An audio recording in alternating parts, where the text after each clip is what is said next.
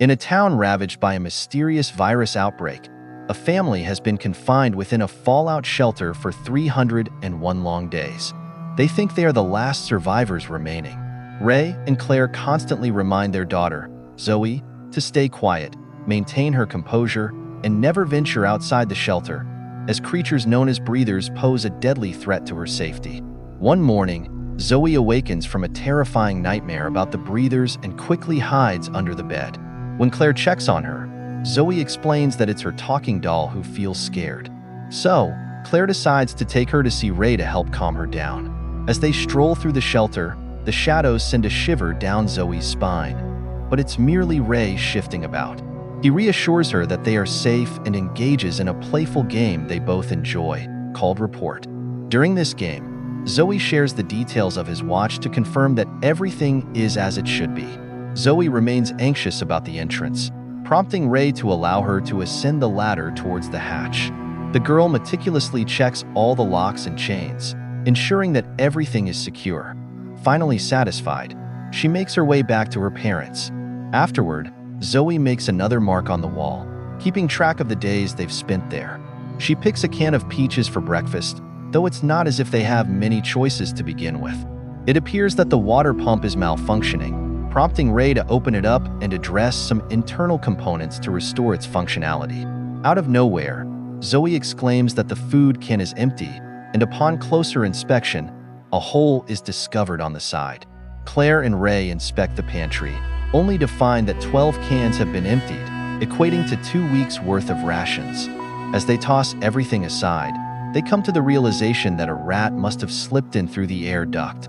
Zoe feels anxious about the possibility of the breathers getting inside, but her parents reassure her that the air duct is far too small for them to fit through. Claire then announces, "We'll have to start eating less," to which Zoe responds with a complaint, saying, "But we're already eating very little."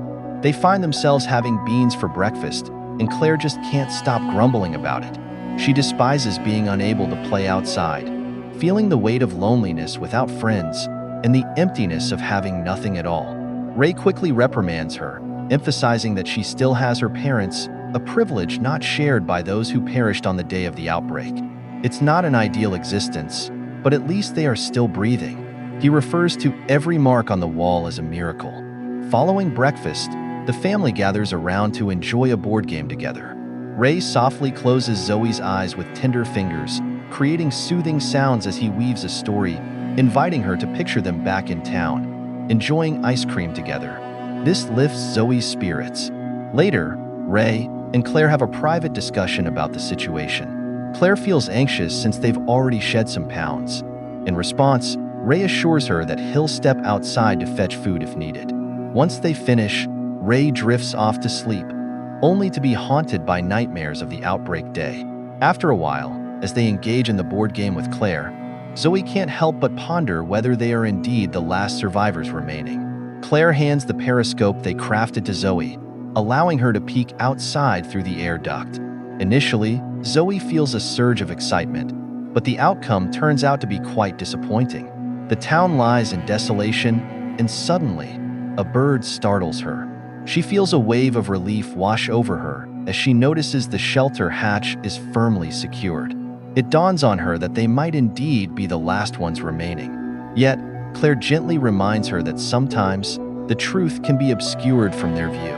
Out of nowhere, Zoe spots something shifting and uncovers the rat feasting on another can in the pantry. They rouse Ray from his slumber, and without hesitation, he draws his dagger, cautiously advancing toward the rat. Just as he's ready to strike, the rat scurries away, toppling one of the lamps in its frantic escape. With a swift motion, Claire seizes the wrench and brings it down on the rat, ensuring it can't make its getaway. In that instant, they observe the flames from the lamp beginning to spread across the table. Ray touches the glass and suddenly understands the impending danger. In a split second, he pushes his family back just before the lamp bursts into a shower of sparks. A large fire erupts on the table, consuming the board game, prompting Claire to urgently prevent Zoe from attempting to save it. As Ray battles with the water pump once more, Claire quickly conceals Zoe in the corner and seizes a large piece of cloth, determined to extinguish the flames. Zoe joins her to tackle the same task with her jacket, and after much effort, Ray finally gets the pump working again. The water extinguishes the fiercest flames, and then Ray begins to strike the table with the cloth until it shatters. The room is now completely dark, and Claire hurriedly moves to switch on another lamp. The couple is filled with panic when they realize Zoe is missing, but fortunately, they discover her hiding under the bed. Zoe sobs, expressing her fear as she reveals that smoke from the fire is escaping through the air duct, which means the breathers will notice it. A flashback reveals the events of the outbreak day. Ray and Claire were busy preparing breakfast when, out of the blue, Zoe announced that the neighbors were moving. The parents were perplexed by this situation and glanced outside to see their neighbors hurriedly packing their car to depart. Ray and Claire inquired about what had transpired, but the neighboring couple declined to respond.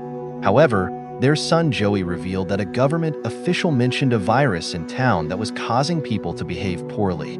Just as he was about to speak further, his parents whisked him away in the car. Cars sped by on the street, hurrying in every direction. Ray notes that it's nearly nightfall, so fingers crossed it will be too dark for the breathers to notice the smoke. Just in case, he uses the periscope to look outside and is horrified to see thick plumes of smoke marking their location. Claire panics, while Zoe sobs, declaring that her worst nightmare is unfolding. Ray emphasizes the importance of remaining calm, noting that even if the breathers notice the smoke now, by the time they arrive, it will have dissipated. They've searched the area before and never found them. Ray believes that won't change now, as the shelter is cleverly concealed. Regrettably, Claire comes to a realization. The smoke may dissipate, yet it leaves ash in its wake. She desires to ascend to the surface and wipe away the ash before they are discovered, and Ray concedes that they have no other option. Zoe wants to join in as well, but Claire insists that she stay behind. Ray and Claire remove the chains and, for the first time in months, open the hatch. As the couple tidies up the ground, Zoe chooses to pick up the periscope for a better view. A shadow suddenly startles her. But wait, it's just her parents. She feels a wave of relief wash over her as she sees they're okay. But her gaze continues to wander, and soon she spots an unusual creature making its way toward the area. In a state of panic, Zoe begins to scream, desperately trying to alert her parents, but her voice goes unheard. A frantic Zoe dashes to the ladder, pouring all her energy into opening the hatch, her heart racing as she realizes her family is nowhere in sight. She shouts for them, and Claire quickly rushes to cover her mouth, reminding her that being loud is not the solution. Zoe alerts them about the approaching breathers, but as the beings draw near, they discover that they are actually deer. Ray believes it was just a false alarm. However, Claire insists they were fleeing from something and urges her family to return to the shelter. Ray takes extra care to seal the entrance tightly, but the family can't shake their anxiety as they hear footsteps echoing nearby. It seems there's just one breather here, which is puzzling since they typically move in groups. With gentle care, Ray softly closes Zoe's eyes and whispers a soothing scenario, hoping to ease her fears and bring her comfort. As the footsteps echo overhead and gradually diminish, the family remains as silent as they can.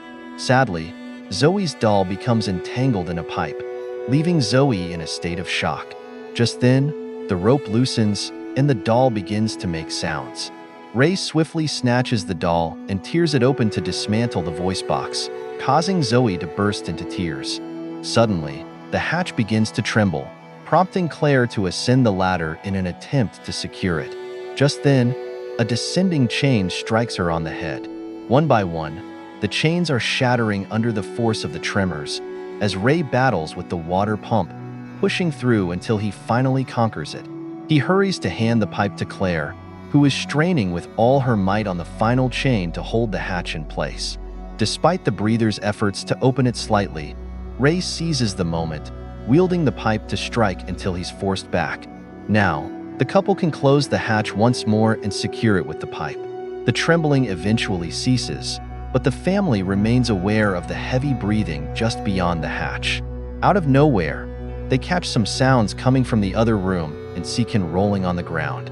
The whole shelter trembles, and the family understands that the breather has summoned more of his kind to launch an assault. In another flashback, we see that on the day of the outbreak, Ray's family made an attempt to flee in their car as well. As they drove down the road, a wave of surprise washed over them at the sight of cars heading back. Eventually, they uncovered the unsettling truth. The authorities had blocked the way, declaring their town under quarantine. This meant that no one was permitted to leave. Out of nowhere, a rock crashed onto Ray's car as an earthquake shook the region. At last, the hatch gives way, and a team of breathers makes their entrance. The family rushes into the other room, and Claire shatters a lamp to ignite a fire. Next, she and Ray shift the pantry to obstruct the path. It won't keep the breathers for long. So, Ray hops onto the chair and assists Claire and Zoe in escaping through the air duct, as they're small enough to fit. Then Claire attempts to assist Ray in navigating the duct as well, but sadly, he just won't fit. In a moment of sheer desperation, Ray allows Claire to seize his wrist, resulting in a painful dislocation of his shoulder. Now Claire can pull him through the duct. Just as he's on the verge of escaping, the breathers seize his legs and pull him back into the shelter. Ray boldly faces them, and a clash breaks out. In the pitch black, visibility is nearly non-existent. Suddenly, Claire and Zoe let out piercing screams as they spot a gruesome splatter of blood, leading them to believe that Ray has met a tragic fate. Suddenly, they catch sight of shadows drawing near, and the pair sprints away with all their might. They navigate through the forest, stumbling a few times, until they finally arrive at the road, littered with the abandoned cars from the day of the outbreak. A helicopter emerges in the sky, its searchlight sweeping across the landscape to locate them. As Claire and Zoe make a desperate attempt to escape, the helicopter swoops down, ensnaring them in a net and capturing them with ease. The breathers draw nearer, and it becomes clear that they are not monsters. They are, in fact, soldiers donning face masks. In a moment of sheer panic, the duo finds themselves at the mercy of the soldiers, who approach with a needle in hand. Suddenly, another flashback unfolds, revealing the truth of what really transpired. The tremors from the mountain were not caused by an earthquake. A fleet of jets began dropping bombs all around town to eliminate the infected individuals. In the midst of chaos and fear, as people scrambled to escape, Claire recalled the local school shelter. With urgency, the family hurried to seek refuge, successfully sealing the hatch just moments before another bomb struck nearby. They surveyed the shelter and discovered an abundance of food, along with toys for Zoe. Ray referred to the attack as a mistake. However, Claire disclosed that she sustained a cut on her hand during the escape, and they were, in fact, infected. The wound was darkening and extending across her hand. Currently, the soldiers complete the collection of blood samples and pose several questions to verify that these are indeed the last remaining survivors. As they prepare to take aim at the duo, Claire begins to lose her grip, causing her veins to shift in color.